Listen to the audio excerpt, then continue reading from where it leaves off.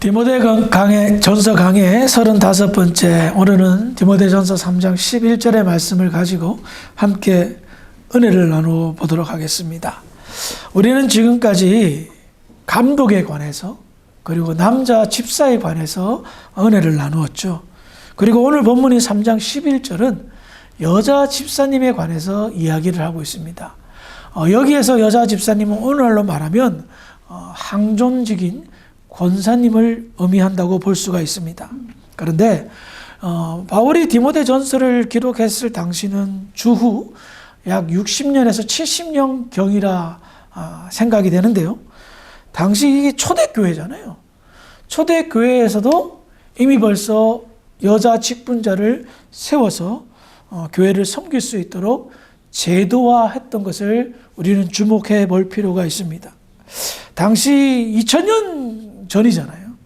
2000년 전에 교회는 모든 어떤 세상의 문화를 앞서가는 그런 교회 문화가 있었던 것 같습니다. 선진적이고 개혁적인 남녀 평등 사상이 있었고요. 그것이 교회 문화에 정착이 되어서 여자 집사님들도 선출할 수 있도록 이렇게 참정권과 또 투표권, 여러 가지 높은 지위를 인정하는 모습을 보게 됩니다. 무엇보다 중요한 것은 교회가 남녀 평등을, 지금으로부터 2000년 전에 남녀 평등을 주장하고 또 여자의 직분자를 세우는데 여러 가지 사안들을, 제도들을 마련한 것을 보면 굉장히 당시에 시대를 앞서갔고 세상을 주도했다는 것을 알 수가 있는 것입니다. 그렇습니다. 교회를 세워나가는 데는 남녀, 노소, 차별과 구별과 구분이 없다라는 것을 이야기하고 있습니다. 그렇다면 여자 집사님을 세울 때에, 오늘날 권사님을 세울 때에 무엇을 가장 중요하게 여겼을까요? 오늘 본문인 디모데 전서 3장 11절을 다시 한번 읽어보도록 하겠습니다. 시작!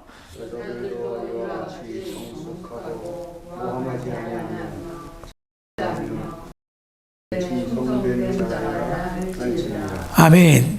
자, 여자 직분자를 뽑을 때에 제일 먼저 언급하는 것은 정숙한 여자를 말하고 있습니다. 이 조건은요, 남자 집사를 뽑았을 때와 동일한 조건입니다. 남자 집사는 정중하죠. 여자 집사는 정숙하다는 거예요. 정숙의 의미는 남자 집사의 정중과 동일한 의미입니다. 위험 있는, 존경받을 만한 여인이라는 거예요. 이거 제가 남자 집사님 말씀을 나눌 때에 이 정중하다라는 의미가 성령이 충만하고 지혜롭다라고 말씀을 드렸습니다. 똑같은 의미입니다. 여자 집사님들이 정숙하다는 것은 얌전하다 이런 것이 아닙니다. 현모양처가 아닙니다. 성령이 충만하고 지혜가 충만하다는 겁니다. 왜 그럴까요? 앞서도 말씀드렸지만 교회는 영적인 기관입니다. 영적으로 깨어 있어야 제대로 된 봉사와 사역을 할 수가 있는 겁니다. 그래서 여자 집사님들이 성령이 충만하고 지혜가 충만한 정숙한 여인이 영적으로 도와줄 수 있고 섬길 수 있다는 겁니다. 남자 집사님을 뽑았을 때 그 이유가 뭐라고 그랬어요? 사도들이 기도와 말씀에 집중하기 위해서죠. 여자 집사님도 마찬가지 의미라는 겁니다. 당시 사역자들이 기도와 말씀에 집중할 수 있도록 성령과 지혜가 충만한 분을 뽑았다라는 것을 말할 수 있습니다. 그런데 두 번째는 좀 특별합니다. 두 번째 집사의 조건, 여자 집사님의 조건은 뭐냐? 모함하지 아니하며라고 말합니다. 이 조건은 남자 집사님과는 비교되는, 남자 집사님의 조건에는 없는 여자 집사님만의 특별함입니다. 그런데요, 모함하지 아니하며라는 이 모함의 헬라어 원뜻을 보니까 좀 깜짝 놀랐어요. 그 원뜻이 뭐냐면 디아볼루스라는 말입니다.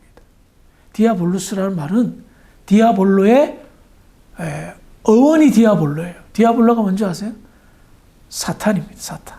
마귀. 그러니까 이 모함이란 말을 그 원어를 보니까 사탄으로부터 출발하는 겁니다. 그리고 이 단어를 다른 성경에는 어떻게 번역하고 있냐면 참소라고 번역하고 있습니다. 이해가 좀 되시죠? 그러니까 사탄의 말이죠. 참소하는 것은.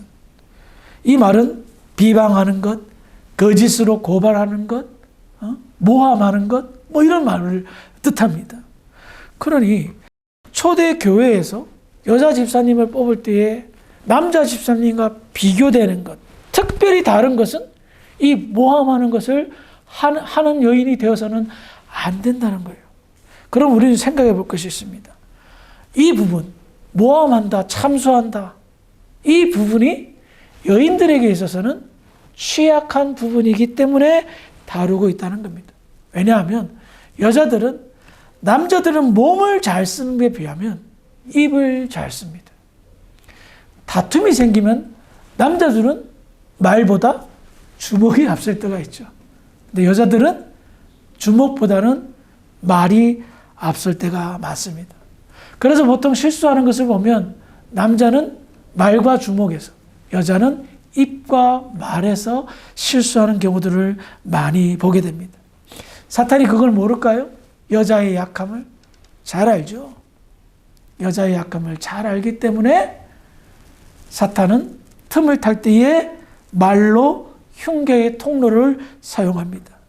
만약에 이렇게 모함하는 일을 절제하지 못하고 다스리지 못하는, 즉 말로 실수가 잦은 여자 집사님이 교회의 중직자가 됐다. 만일에 생각해서. 그러면 어떤 일이 벌어질까요? 모함한다는 말은 거짓으로 고하는 것을 말합니다. 거짓말을 퍼뜨리는 거예요. 요즘 우리 말하는 거 보면 카더라 통신 그런 말 있잖아요. 카더라 그렇게 했다 더라. 이 더라가 굉장히 무서운 겁니다. 있지도 않는 말이 옮기면 옮길수록 눈덩이처럼 커집니다. 그러면 이것이 교회의 중직자를 모함하는 데 사용되고, 교회의 성도를 모함하는 데 사용되고, 교회의 목회자를 모함하는 데 사용된다면 있지도 않는 말이 부풀려져서 거짓말이 커지게 되면 어떤 일이 벌어질까요? 신천지가 그 방법을 잘 사용합니다. 교회에 들어와서 처음에는 얼마나 열심히 일을 하는지 모릅니다. 그래서 인정을 받죠. 인정을 받은 다음에 어떡하죠? 카더라, 그랬더더라. 그래서 저는 이런 얘기를 들은 적이 있었나 모르겠는데, 제가 부산에서 목회할 때 굉장히 유명한 오래된 교회가 있었습니다. 정말 일제시대 때 믿음의 그 어떤 초석을 지켰던 그런 유명한 교회가 있었는데, 교회 목사님이 쫓겨났어요. 왜? 어떤 여인과 교회 성도가 간음했다는 거예요. 있지도 않는 일이었어요. 그런데 신천지가 그 말 소문을 퍼뜨린 거예요. 그래서 교회가 어떻게 됐을까요? 완전히 망해서 붕괴됐어요. 예?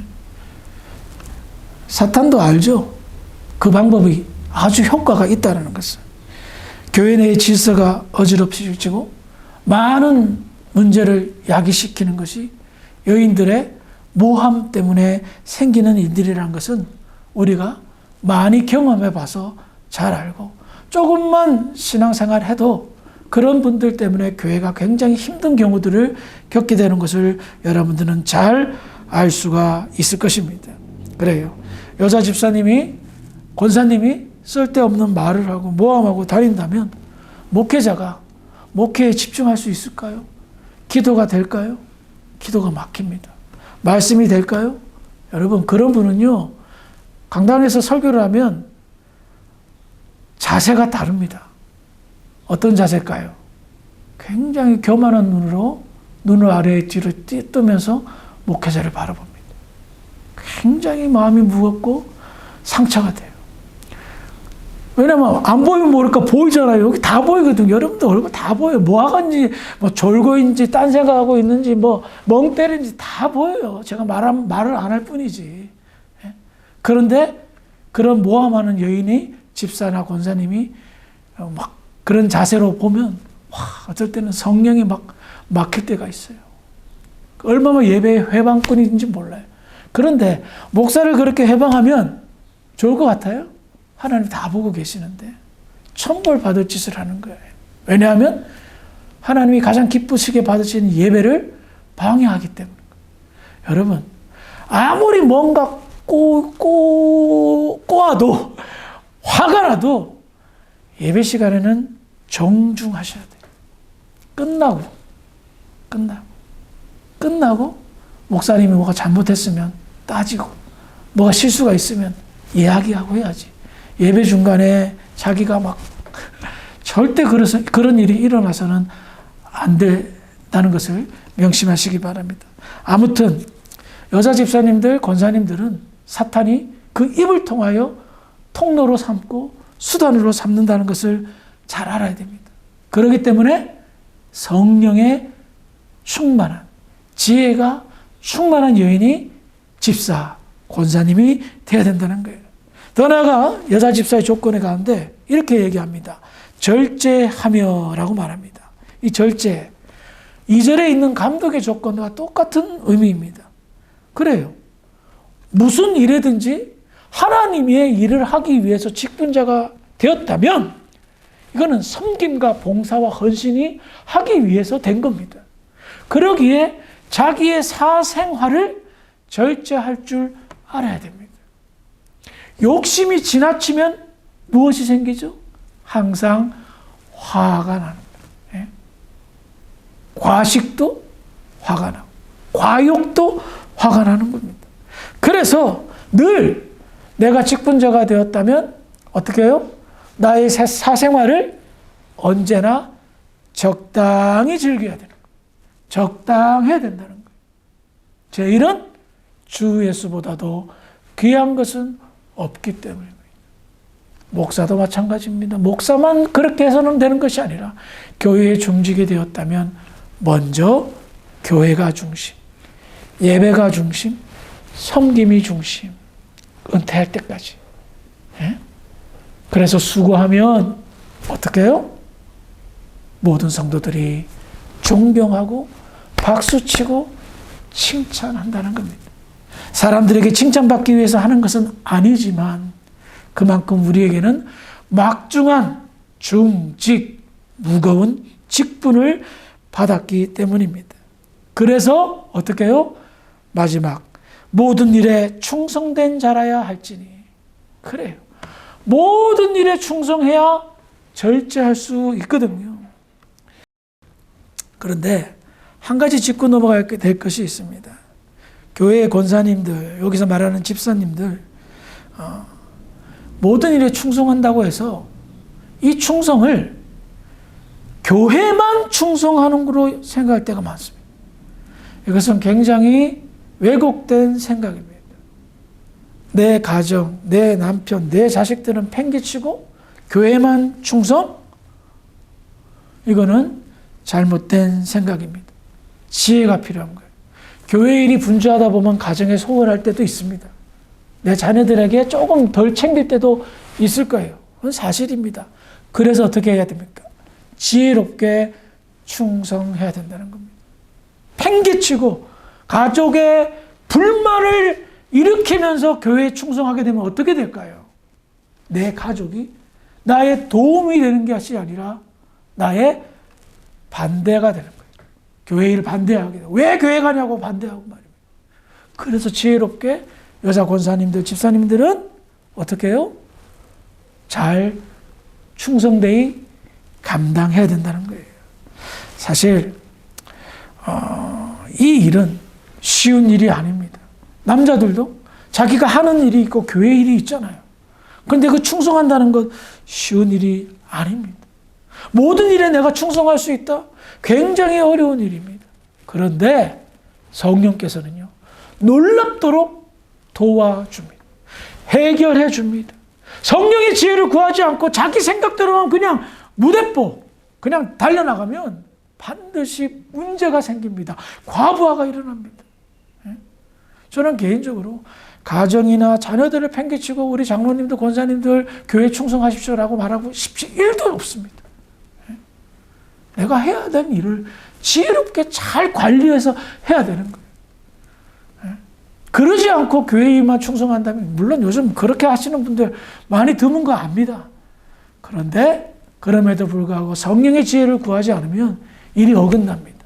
성령께서 잘 조화롭게 일을 추진하는 것을 저는 수십 년 동안 경험해 본 사람입니다. 그래서 성령의 지혜를 구하기를 바랍니다. 그래요.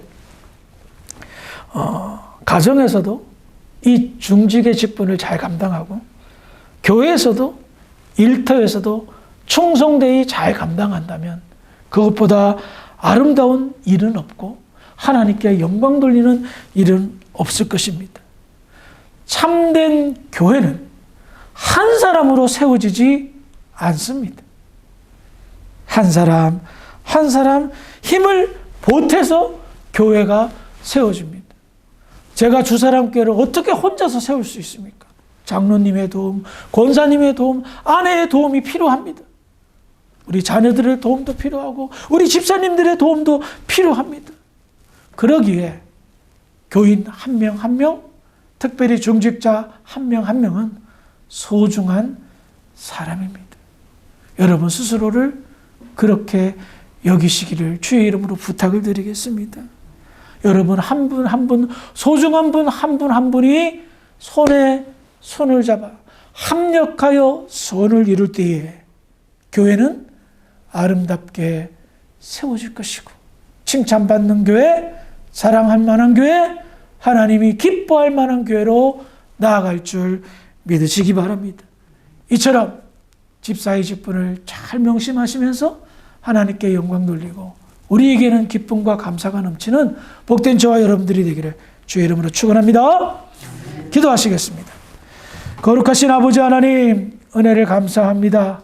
오늘 여자 집사님, 중직자에 관해서 함께 나누었습니다. 정말 이 시대가 필요한 인재들입니다. 교회를 세우는데 꼭 필요한 분들입니다. 아버지 하나님, 아름다운 세움의 역사가 우리 주사람께서 날마다 나타날 수 있도록 인도하시고 성령의 지혜로 우리 중직자들이 잘 충성되이 주의 일을 감당함으로 하나님을 영화롭게 하고 교회를 세우는데 쓰임받을 수 있도록 인도하여 주시옵소서. 모든 영광 하나님께 돌려옵고 우리를 구원하신 예수님 이름으로 감사하며 기도합니다. 아멘.